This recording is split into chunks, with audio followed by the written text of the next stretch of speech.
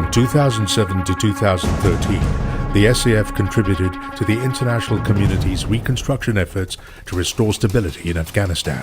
492 SAF personnel were deployed across a wide range of capabilities. This is their story. On September 11, 2001, the world witnessed the shocking attacks on the World Trade Center. The Al-Qaeda terror network claimed responsibility. In Singapore, the authorities uncovered a local network of the Jemaah Islamiyah Regional Terrorist Organization, or JI. Many local JI members had received terrorist training in Afghanistan. The JI had planned to carry out terror attacks on various targets in Singapore. In fact, a few Singapore JI members were working with an Al-Qaeda operative to mount terror attacks on several foreign diplomatic missions here, before their plans were foiled with the arrest of key JI members in December 2001. A videotape containing reconnaissance footage of the area around Singapore's Yishun MRT station was also found in the rubble of Al-Qaeda military chief Muhammad Atif's home in Afghanistan after an airstrike by the US. A similar tape was also found in the home of one of the Singapore JI members. This was further evidence of the plan by Al-Qaeda and JI to carry out terrorist operations in Singapore. Recognizing that terrorism is a global problem that could affect Singapore, the Singapore Armed Forces began supporting the International Security Assistance Force, or ISAF, in multinational stabilization and reconstruction efforts in Afghanistan in 2007. The creation of ISAF was authorized by the United Nations in 2001 to assist the Afghan authorities in maintaining security in their country and to prevent Al-Qaeda from using it as a base to export terror. The SAF's work in Afghanistan was to become its longest and most diverse overseas mission to date. The fight against transnational terrorism requires a concerted effort by the international community. The SAF contribution to Afghanistan supports the larger multinational effort to rebuild the country and prevent extremists from using it as a safe haven to breed and export terrorism to the rest of the world, including Singapore.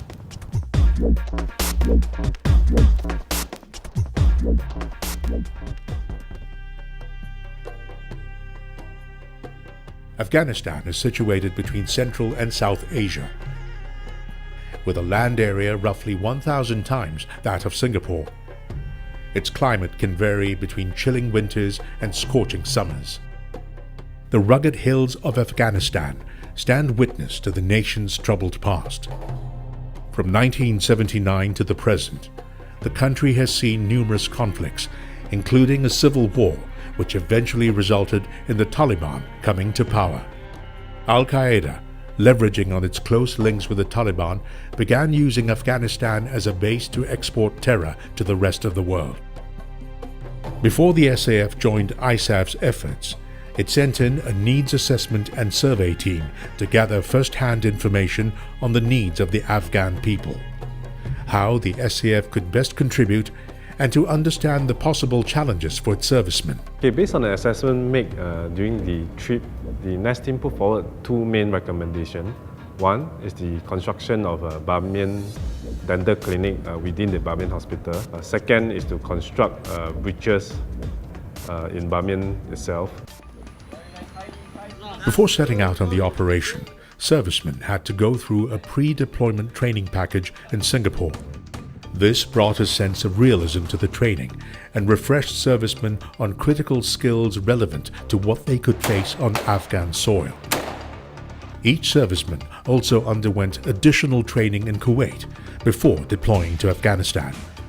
There they would familiarize themselves further with coalition tactics and procedures. When you're in theatre, the situation is never stabilized. You have to have always the alert frame of mind so that you are prepared for anything that happens inside. US Army simulators were used to sharpen our servicemen's ability to deal with medical and situational contingencies.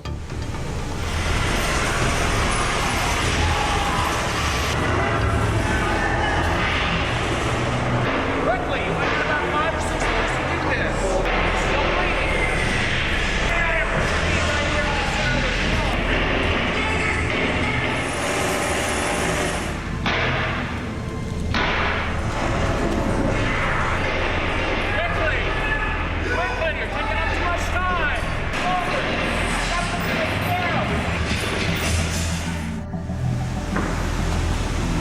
What we do is we try to simulate here as a combat situation where that we can stress the soldier, where they can also be able to practice their skills in a situation where it's stressful like it would be in a combat situation itself.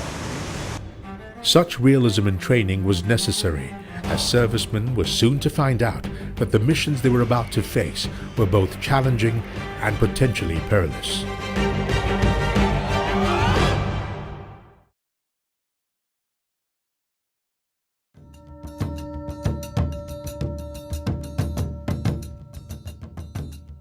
Bamiyan, which translates to the Shining Light, is situated on the ancient Silk Route between China and the Middle East. It was also the first area of deployment for the SAF during Operation Blue Ridge. Responding to the request of the governor of Bamiyan, the SAF sent in a 5-man dental team to assist the New Zealand Defence Force's reconstruction effort. The good thing that we did is that not only we provide dental care, we also train proficient dentists and dental assistants so that they can provide sustainable dental care to the people of Bamiyan. Once the clinic was set up, patients travelled for days to receive treatment. The dental team spent 4 months in Bamiyan, treating close to 1,000 patients.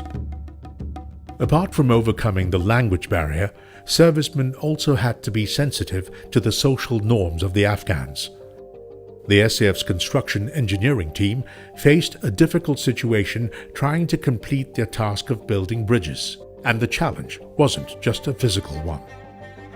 While building the bridge at Chatara site, we faced a problem as the bridge actually cut into some plots of the owners. So we actually approached the local authority, and of course at the end the local authorities actually helpfully spoke to the owners. The owners actually understand by giving up parts of his land, it was the advantage to the general public, because the general public is going to be able to utilize this bridge across to the far bank. Prior to the arrival of the SAF team, villagers used a fallen tree to cross streams. Eventually, the SAF team built a culvert and 2 bridges to connect the people of Chapdara and Monara. Recognizing the need for clean running water, the SAF deployed a 6-man construction team to carry out various water treatment projects in the Bamiyan region. 2 water wells were constructed, benefiting about 2,500 Afghan villages. Although dry and desert-like, in winter, the conditions in Bamiyan can become unbearably cold, with temperatures dipping to -30 degrees Celsius. During the winter months, when it was difficult to carry out construction projects, the SAF winter deployment teams distributed humanitarian aid supplies to the population, while the construction engineering teams conducted land surveys for projects to be carried out in the summer. In most areas of Afghanistan, healthcare is a luxury. It's not unusual for villagers to travel for days to receive treatment. The Faladi Valley, with a population of 15,000, was in dire need of a healthcare facility. The SAF engineering team decided to build a local clinic to serve the community and relieve some of the workload of the Bamiyan Provincial Hospital. Here can do minor surgery, no issue, but those more complicated one where you need x-ray and whatnot, they need to go to the hospital. But anything less than that, this place will be able to do it. Yeah. By helping to provide access to basic necessities such as clean water, medical and dental care, the SAF improved the lives of more than 24,000 Afghans in the Bamiyan province. Even as the SAF continued its reconstruction efforts in Bamiyan province, it was also called upon to support the Dutch-led Provincial Reconstruction Team, PRT, in Oruzgan province by providing healthcare and ward capabilities. Oruzgan is situated in the center of Afghanistan, and its landscape is largely mountainous. Only 1/5 of its land area is flat. The first 2 rotations of 20-man medical teams were sent to multinational base Tarin Kort, or MBTK, to work alongside the US, Netherlands and Australia. They provided emergency healthcare treatment for ISAF and Afghan servicemen, and also treated Afghan civilians. Many of the casualties here were victims of improvised explosive devices, and the team was often under pressure to treat these patients within the golden hour. The golden hour refers to a concept that when a patient is severely injured, mortality starts going up. In other words, his chances of dying starts going up if there's any delay, typically beyond 60 minutes.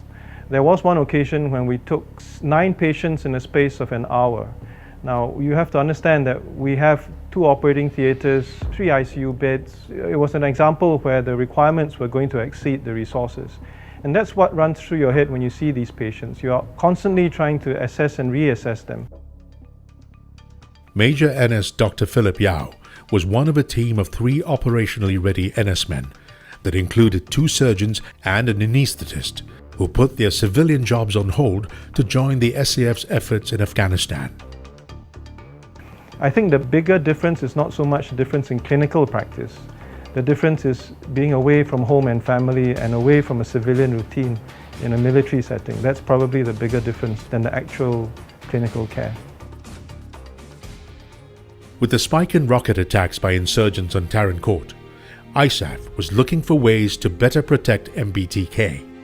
After an initial site survey, the SAF concluded that its weapon locating radar would be able to provide critical early warning against mortar and rocket attacks. Dubbed the Shield of Safety by its ISAF partners, the SAF's weapon locating radar detachment detected every single incoming rocket during its 15-month deployment. Our eyes must focus on the screen. That's why the faster we react, the people on the ground, they got more time to so-called take cover, run to Casco wall. Because when the target pop out, we only got 2 or 3 seconds to react. Apart from working with ISAF forces, the SAF also contributed to the coalition's efforts by helping train Afghan National Security Forces, or ANSF, to better prepare them to take charge of the security of their own country. A major threat faced by both the ANSF and Afghan civilians was the use of improvised explosive devices, or IEDs, by insurgents. In partnership with the Australian Defence Force, the SAF deployed a team of counter-IED trainers to train a team of ANSF instructors who would then be able to pass on their knowledge to their comrades. I remember one of the times where I was having tea with one of my trainees. I asked him a very common question which I normally ask most of my trainees, which was, why did you join the army in the first place? And the only reason why he joined the army was because he had witnessed his fellow colleagues being killed by IEDs, and therefore he saw the need to make sure that he trained himself to be equipped with that capability to deal with such a threat in the future. The SAF also sent an unmanned aerial vehicle, or UAV, task group to Oruzgan to aid ISAF in the detection of insurgent threats. This task group was the SAF's largest detachment, with 52 SAF personnel from the Army and the Republic of Singapore Air Force. The images received by the UAV task group had to be analyzed, a task for the SAF's Imagery Analysis Team, or IAT. Although the initial plan was for only one IAT team to be deployed alongside the UAV task group, their contribution to the effort in Oruzgan was so valued by ISAF that 9 more rotations followed. The positive regard for the SAF's efforts in Afghanistan was spreading throughout the ISAF community, so it was no surprise that the SAF was called to do more, moving it into the next phase of deployment.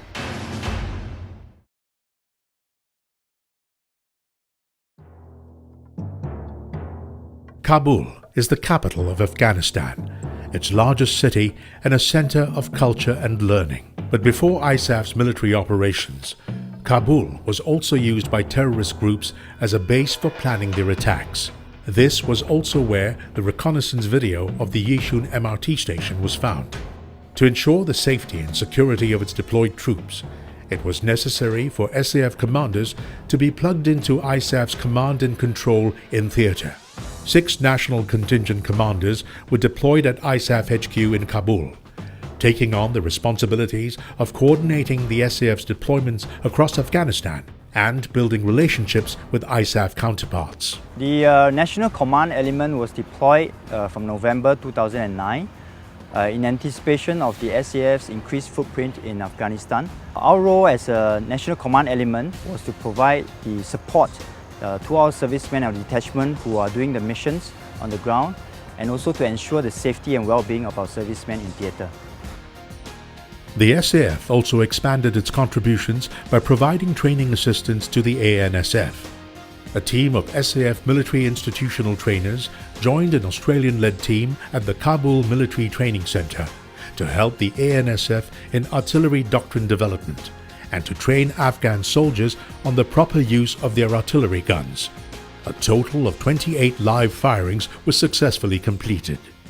Okay, the Afghans have this common saying, Shona ba Shona, which means shoulder to shoulder. Once you see the entire live firing is over, they achieve the goal, they feel very proud that the coalition force have teach them something and they are able to defend themselves through this entire lesson we have taught them. And this is when Shona ba Shona is very prominent. This mantra of shoulder to shoulder was embodied throughout the SAF's 6-year deployment in Afghanistan.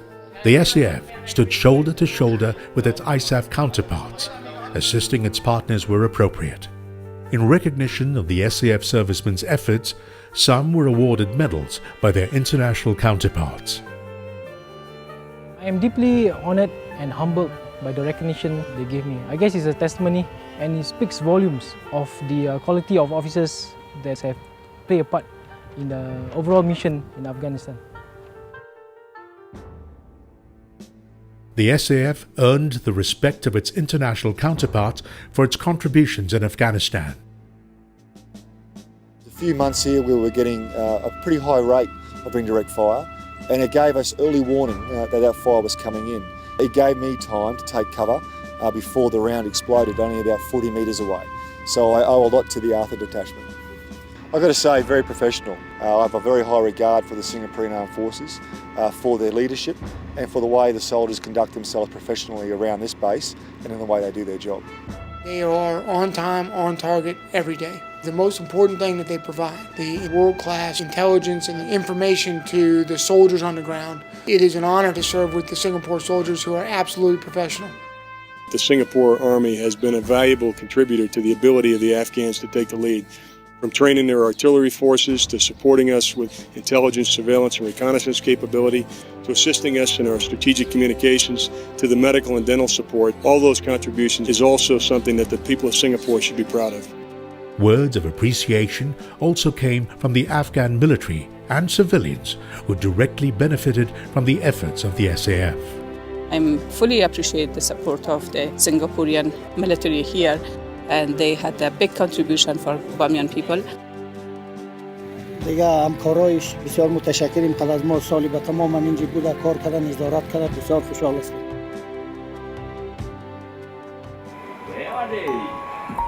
However, all this would have not been possible without the support the servicemen received from their families back home. The support of the families of our deployed servicemen is very important to the success of the mission. They not only provide physical support in terms of sending parcels and encouragements, but the moral support in terms of giving them the peace of mind to be able to contribute effectively in theatre is also very important. So from that regard, we spare no effort to thank the family and to engage them, to allow them to know what is happening in theatre, so that they are able to provide the constant support that our servicemen need in theatre. Quite proud that my husband is representing the country in this way. It has always been his dream to actually serve the nation in this manner. Of course, as a wife, I feel very worried that he is deployed to a country like Afghanistan. But at the same time, SAF has actually helped to allay my fears and concerns, because they have family briefings to actually tell us how the situation like there.